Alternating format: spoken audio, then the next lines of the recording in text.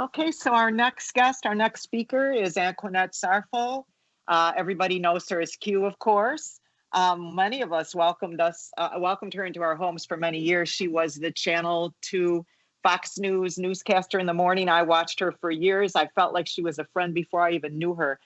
Following her MS diagnosis, she's led a very public campaign advocating for the use of medical marijuana in the treatment of MS. And she's a tireless leader, and she's one of the people that we can really thank for the passage of Prop 1. So here we go, my friend Q.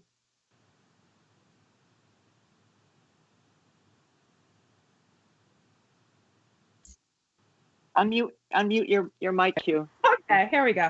Is that better? Take two? All right, perfect. Thank you, everybody. Happy Digital Hash Bash, everybody, and thank you for joining the party from home. Today, while we celebrate legalization and take a puff of appreciation for the men and women who spent the last 50 years getting us to this moment, we must recognize that their work and our work is far from finished. A few months ago, I had a multiple sclerosis relapse, and I passed out and possibly had a seizure. I want to thank the Farmington Hills Fire Department and the EMS workers who helped me that day. My doctor later prescribed me a medication, one that costs $1,200 a month, and that is with insurance. So guess what? That prescription is still at the pharmacy. But what my doctor didn't tell me is that some patients who are having issues such as mine were seeing results with cannabis, which would cost me about $100 a month if I went with an option like this, which is full extract cannabis oil. He couldn't tell me that even if that was too expensive, I could just grow it myself like this. This is Michigan grown hemp, and I can make the extract myself. My doctor can't give me and patients like me all of their options. Cannabis education is still being censored in the medical community. We must end this, and we really have to put the medical back in medical marijuana. I treat my mother's diabetes and arthritis with cannabis, and it is working. Yet she and so many patients like her, elderly patients, are terrified to tell their doctors. How is this healthcare? It's not. And we can't stop with cannabis. Legalization actually starts with cannabis. This magic mushroom also grows naturally.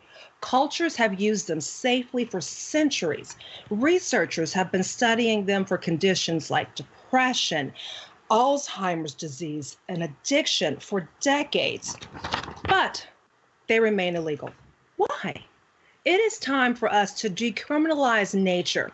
DNA2.org is working on that, so please, please consider joining and supporting their efforts. And finally, let's not forget that people are still in jail and in prison for nonviolent marijuana offenses, and those who are released live in the shadow of records that should have been expunged by now. Michigan lost a champion in the expungement fight with the death of Representative Isaac Robinson last month from coronavirus. We have to fill the void that he left and finally get expungement law passed in Michigan and across the country. So hey, let's celebrate today and let's get back at it tomorrow.